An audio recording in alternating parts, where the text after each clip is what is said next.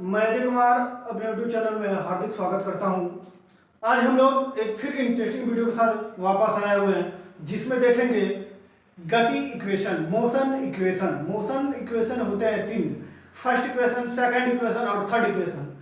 इस वीडियो के अंतर्गत हम सिर्फ फर्स्ट इक्वेशन को देखने वाले हैं, वो भी पूरे डिटेल से, वो भी ग्राफीय विधि द्वारा।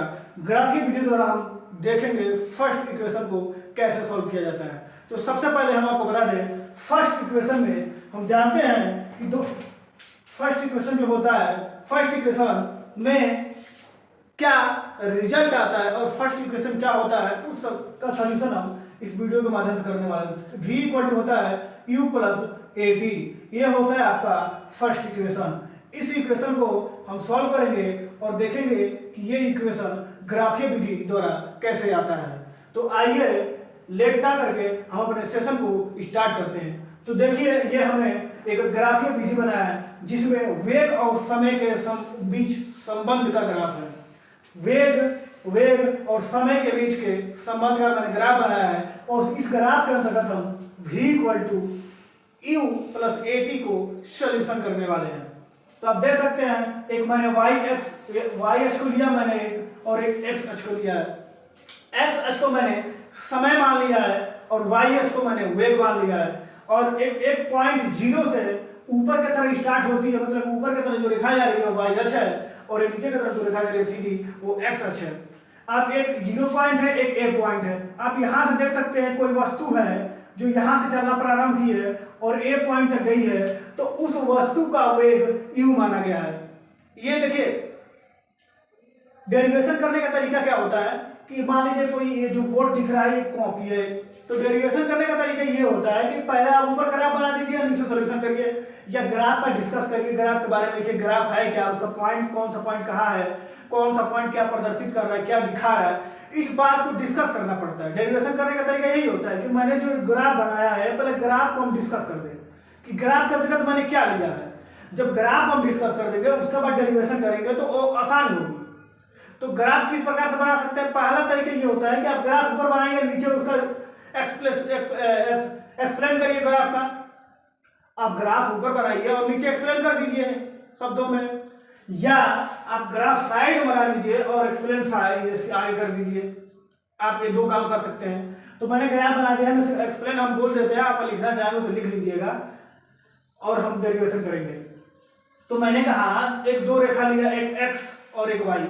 मैं x के एक बिंदु से y के एक बिंदु a बिंदु तक चला, o से a बिंदु तक चला, तो उस वस्तु की प्रारंभिक वेग u था, और वह वस्तु s दूरी तय करी, तो उस वस्तु का प्रारंभिक वेग v हो गया। मैंने देखो यहाँ से यहाँ तक क्या हो गया, उसका वेग v हो गया।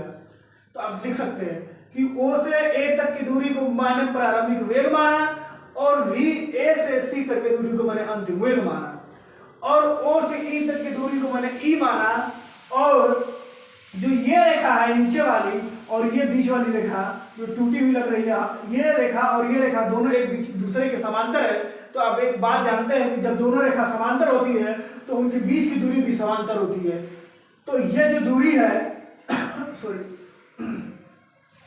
ये जो दूरी देख रहे हैं a से o तक की जो u दूरी है, यहाँ भी d से e तक की भी दूरी क्या होगी, u होगी, क्योंकि ये दोनों रेखा एक दूसरे के समांतर होती है। और समांतर रेखा क्या होती है, जो एक दूसरे को कभी नहीं काटती है, और उन दोनों का मान, उन दोनों की जो दूरी होती है, दोनों रेखा के बीच की दूरी होती है, जो मान होता है वो हमेशा इक्वल होता है। इस वजह से इसकी दूरी इस दूरी के बराबर है, यानी यहाँ से u इतना है तो यहाँ से भी क्या u इतना होगा। ठीक उसी प्रकार ये रेखा के भी समांतर है, तो इन दोनों बीच की दूरी यहाँ देख सकते हैं v है, तो यहाँ से यहाँ तक की दूरी भी क्या होगी, v होगी, क्योंकि रेखा दोनों समांतर है, और समांतर होने का मतलब उन दोनों का मान बराबर होगा।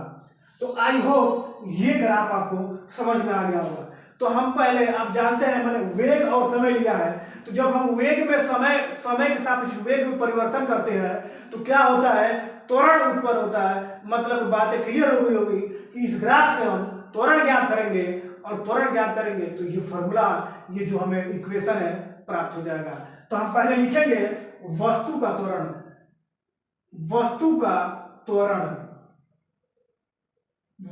त्वरण ए इक्वल, देखिए त्वरण क्या होता है, एक भी होगा और ये टी होगा।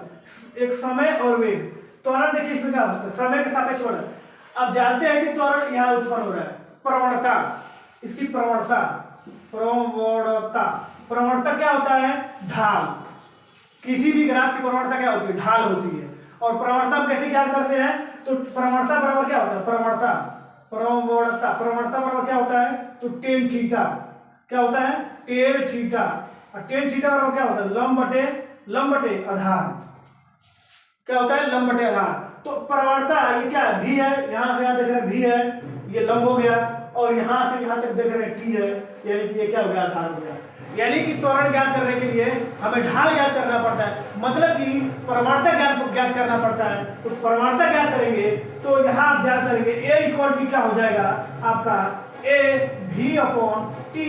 और भी क्या है, भी की दूरी आप देख सकते हैं बी से डी है, यानी कि हम यहाँ लिख सकते हैं B D upon A D, क्योंकि टी की दूरी ए डी है। अब ध्यान दीजिए, हम जानते हैं कि वेग जो होता है दो तरह से होता है, एक प्रारंभिक वेग और एक अंतिम वेग। तो vd को हम यहाँ से vd को हम क्या लिख सकते हैं, इतना ज्ञात करने के लिए इतने बड़े में से यहाँ से यहाँ तक के अगर इस मान को घटा दें तो ये मान ज्ञात हो जाएगा।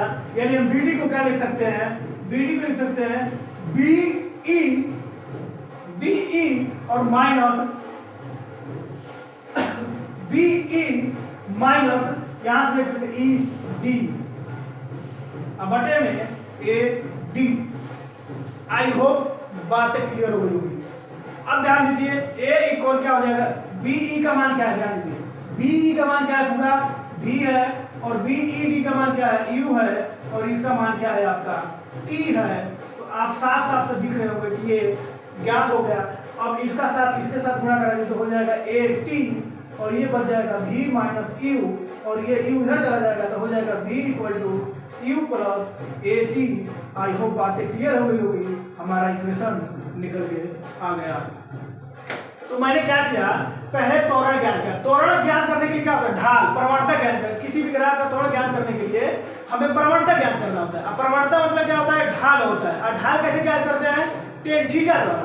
टेन थीटा क्या होता है, लंब बटे आधार होता है, लंब बटे आधार। तो आप जानते हैं कि ए जो त्वरण ए है, लंब इसमें क्या है, तो भी है, और आधार क्या है, टी है। और मैंने इसके सॉरी भी का मैंने पॉइंट ले दिया, कहां से कहां तक भी है, तो बी से डी तक क्या है, भी है, और ए से डी तक क्या है, टी है।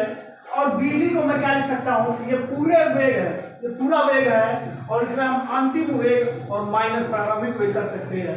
इसलिए मैंने बी डी को यहाँ से यहाँ तक बी ई लिखा, और इसमें से ई डी को मैंने घटा दिया, तो B E minus E D, और ए डी का ए डी ही रहा।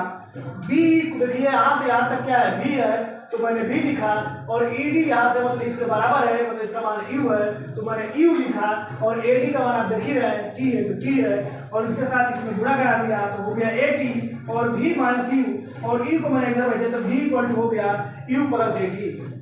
तो आई होप बातें क्लियर हो गई होगी कि प्रथम जो इक्वेशन था, जो फर्स्ट इक्वेशन था मोशन का, वो कैसे कंप्लीट हुआ और कैसे आता है। तो आई होप 100% आपको बात क्लियर हो गई होगी। तो आज के लिए गाइस इतना ही, मिलेंगे नेक्स्ट वीडियो में। तब तक के लिए वीडियो को लाइक करें, सब्सक्राइब करें और ज्यादा से ज्यादा शेयर करें। मिलते हैं नेक्स्ट वीडियो में, तब तक के लिए बाय।